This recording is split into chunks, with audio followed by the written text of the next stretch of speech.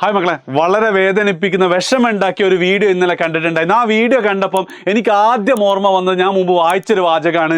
There is no such thing as a bad student but only a bad teacher. അതായത് ഒരു മോശം വിദ്യാർത്ഥി എന്നുള്ളൊരു സംഭവമേ ഇല്ല, പക്ഷെ അവിടെ എന്താണ്, അവിടെ ഒരു മോശം അധ്യാപകനാണ് ഉണ്ടാവുന്നതെന്നാണ് എനിക്ക് ആ വീഡിയോ കണ്ടപ്പം ആദ്യം ഓർമ്മ വന്നത്. കാരണം ഈ ഒരു വീഡിയോ എൻ്റെ ഫാമിലി ഗ്രൂപ്പിലിട്ട് എൻ്റെ വകയിലുള്ള ഏതോ അമ്മാവൻ, എന്നിട്ട് മൂപ്പര് ഘോരം എന്തൊക്കെ ഇപ്പോഴത്തെ വിദ്യാർത്ഥി സമൂഹത്തെക്കുറിച്ച് അധപ്പതനത്തെക്കുറിച്ചൊക്കെ പറയുന്നുണ്ട്.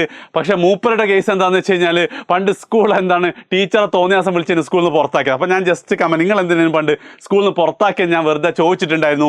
കാരണം ആ ഒരു വീഡിയോ ഏതാണെന്ന് നിങ്ങൾക്ക് ഓൾറെഡി മനസ്സിലായിട്ടുണ്ടാവും.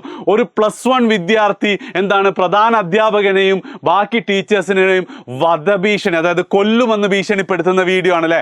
ആൻഡ് ഈ ഒരു വീഡിയോയിൽ എനിക്ക് 100% എന്താണ് ആ വിദ്യാർത്ഥി ചെയ്തത് തെറ്റാണെന്നും അതിനെ ഒരു രീതിയിലും ന്യായീകരിക്കാൻ ഞാൻ ഉദ്ദേശിക്കുന്നില്ല.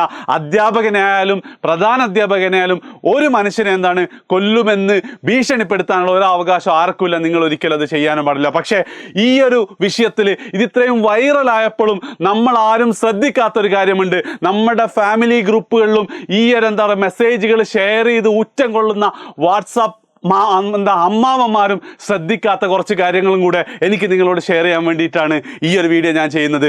ഒന്നാമത്തെ കാര്യം എന്ന് പറയുന്നത്, ആ ഒരു വീഡിയോ കണ്ടപ്പോൾ എനിക്ക് മനസ്സിലായത്, ആ സ്റ്റുഡൻറ്റ് ഫോൺ കൊണ്ടുവന്നു, ഫോണ് പ്രധാന അധ്യാപകൻ പിടിച്ചു വെച്ചപ്പോഴാണ് വിദ്യാർത്ഥി നിങ്ങളൊക്കെ പുറത്തിറങ്ങിയ കൊല്ലുമെന്ന് പറയുന്നത്. പക്ഷേ ഇങ്ങനത്തെ ഇതിന് സമാനമായ കൊല്ലുമെന്നുള്ള വധഭീഷണിയൊന്നും വന്നിട്ടില്ലെങ്കിലും പലപ്പോഴും എന്താണ് വിദ്യാർത്ഥികൾ അധ്യാപകരോടും പ്രധാന അധ്യാപകരോടൊക്കെ ചൂടായ ഒരുപാട് ഇൻസിഡൻസ് എന്താണ് എൻ്റെ ഹൈസ്കൂൾ ജീവിതത്തിലും ഹയർ സെക്കൻഡറിയിലും കോളേജുകളിലൊക്കെ എന്ത് ചെയ്തിട്ടുണ്ട്, ഞാൻ കണ്ടിട്ടുണ്ട്. ഈ ഒരു വീഡിയോ കാണുന്ന മുഴുവൻ ആൾക്കാരും എന്ത് ചെയ്തിട്ടുണ്ട്, അങ്ങനത്തെ ഏതെങ്കിലും സ്റ്റുഡൻറ്റിനൊക്കെ നിങ്ങളെ കൂടെ പഠിച്ച കുട്ടികളുണ്ടാവും അല്ലേ. അപ്പോഴൊക്കെ നിങ്ങൾക്ക് ഓർമ്മ ഉണ്ടാവും, ആ ഒരു ഫോണ് പിടിച്ച് വെച്ച കേസ് കേരളത്തിൽ ആദ്യമായിട്ടുള്ളൊരു സ്കൂളുള്ളത്.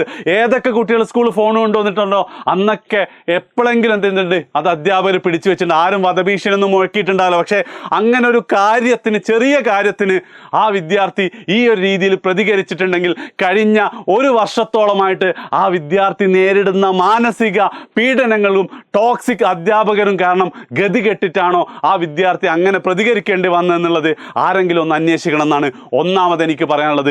ഫോൺ പിടിച്ചു വെച്ചതിൻ്റെ കാരണം വെച്ചാൽ ഒരാൾ നീ നാളെ പുറത്തിറങ്ങിയാൽ നിന്നെ ഞാൻ തട്ടും കൊല്ലും എന്ന് പറയാൻ മാത്രം എന്താണ് ഒരു വിദ്യാർത്ഥിയും കേരളത്തിൽ ഇല്ല എന്ന് തന്നെയാണ് ഞാൻ ഉറച്ചു വിശ്വസിക്കുന്നത്. ഒന്നാമത്തെ കാര്യം. രണ്ടാമത്തെ കാര്യം എന്ന് പറയുന്നത്, ആ ഒരു അധ്യാപകൻ എന്ത് ധൈര്യത്തിലാണ് പ്രായപൂർത്തിയാവാത്ത ഒരു വിദ്യാർത്ഥിയുടെ വീഡിയോ എടുത്തിട്ട് ഇങ്ങനെ സമൂഹ മാധ്യമങ്ങളിൽ പ്രചരിപ്പിക്കുന്നത്. അതായത് ഇതുപോലത്തെ ഒരു സാഹചര്യം കേരളത്തിലെ പല സ്കൂളുകളിൽ ഉണ്ടായിട്ടുണ്ടാവും. അന്നൊന്നും ഒരധ്യാപകൻ, അതായത് ലക്ഷക്കണക്കിന് വരുന്ന കേരളത്തിലെ അധ്യാപകരിൽ ഒരാൾ പോലും എന്ത് ചെയ്തിട്ടുണ്ടാവില്ല, ഇങ്ങനെ വീഡിയോ ഷൂട്ട് ചെയ്തിട്ട് സമൂഹ മാധ്യമങ്ങളിൽ പ്രചരിപ്പിച്ചിട്ടുണ്ടാവില്ല സ്വന്തം വിദ്യാർത്ഥിയെ. പകരം എന്താണ്, അവിടെ അവനൊന്ന് സമാധാനപ്പെടുത്തി പ്രശ്നം സോൾവ് ചെയ്യാനേ ശ്രമിക്കുള്ളൂ. പക്ഷെ ഇയാൾ അങ്ങനെയല്ല ചെയ്തത്. ആൻഡ് ഇങ്ങനെയുള്ള ഒരാൾ അധ്യാപകനായി തുടരാൻ എന്തില്ല, ഒരവകാശവുമില്ല, ഒരു യോഗ്യതയുമില്ല. അതുകൊണ്ട് എത്രയും പെട്ടെന്ന് ഇദ്ദേഹത്തിനെതിരെ വിദ്യാഭ്യാസ വകുപ്പ് നടപടിയെടുക്കണം എന്നുള്ളതാണ് ഒന്നാമത്തെ കാര്യം. ആൻഡ് രണ്ടാമതായിട്ട് പറ്റുവെച്ചാൽ ഇയാളുടെ ഫോട്ടോ എന്ത് ചെയ്യണം, സമൂഹ മാധ്യമങ്ങളിൽ പ്രചരിപ്പിക്കണം. ഇങ്ങേരാണ് ആ വിദ്യാർത്ഥിയുടെ ജീവിതം കുട്ടിച്ചോറാക്കിയതെന്നും പറഞ്ഞിട്ടുള്ള ഇതും കൂടെ എന്ത് ചെയ്യണം, കൊടുക്കണം എന്നുള്ളതാണ്. മൂന്നാമതായിട്ട് ആ പ്രധാന അധ്യാപകൻ, അയാൾക്ക് കൃത്യമായിട്ട് മനസ്സിലായിട്ടുണ്ട് വീഡിയോ എടുക്കുന്നുണ്ട് എന്നുള്ളത്. ഒരിക്കലെങ്കിലും പറയണമായിരുന്നു വീഡിയോ ഷൂട്ട് ചെയ്യരുതെന്നുള്ളത്. അല്ലെങ്കിൽ ഷൂട്ട് ചെയ്ത് കഴിഞ്ഞ് പ്രശ്നങ്ങൾക്ക് ശേഷം നീ ഇത് പുറത്ത് വിടരുതെന്നെങ്കിലും പറയാനുള്ള ആർജവം ആ പ്രധാന അധ്യാപകനും കാണിക്കണമെന്ന് തന്നെയാണ് എനിക്ക് തോന്നിയിട്ടുള്ളത്. ആൻഡ് ഏറ്റവും അവസാനം മൂന്നാമതായിട്ടും മോസ്റ്റ് ഇമ്പോർട്ടൻ്റ് ആയിട്ട് എനിക്ക് പറയാനുള്ളത്, കേരളത്തിലെ ഒരുപാട് ടീച്ചേഴ്സിൻ്റെ പ്രതീകമായി കൊണ്ടൊരു അധ്യാപിക അവിടെ ഉണ്ടായിരുന്നു. സാറേ അതൊന്നും വേണ്ട സാറേ, ഇത് ചെയ്യണ്ട സാറേ എന്ന് പറഞ്ഞ ഒരു അധ്യാപിക അവിടെ ഉണ്ടായിരുന്നു. എനിക്ക് ആ ഒരു അധ്യാപികയുടെ വാക്ക് കേട്ടപ്പോൾ എന്നെ, അതായത് ഒരു അത്ര നല്ല വിദ്യാർത്ഥിയൊന്നും അല്ലാതിരുന്നിട്ട് കൂടി 10ാം ക്ലാസ്സിലും +2ലൊക്കെ എന്നെയൊക്കെ പഠിപ്പിച്ച ഏറ്റവും പ്രിയപ്പെട്ട ഗുരുനാഥന്മാരുടെ മുഖം എനിക്ക് എന്ത് ചെയ്തിട്ടുണ്ട്, ഓർമ്മ വന്നിട്ടുണ്ട്. സോ ആ ഒരു വീഡിയോ എടുത്ത അധ്യാപകനോടും പറയാനുള്ളത്, ആ അധ്യാപികയെ പോലെ ആവാൻ മാത്രം ശ്രമിക്കുക. ഉറപ്പായിട്ട് എന്താണ്, കേരളത്തിൽ ഇനി ക്രിമിനലുകളല്ല വേണ്ടത്, കേരളത്തിൻ്റെ ഭാവി സുരക്ഷിതമാക്കാൻ പറ്റുന്ന നല്ല നല്ല വിദ്യാർത്ഥികളാണ് വേണ്ടത്.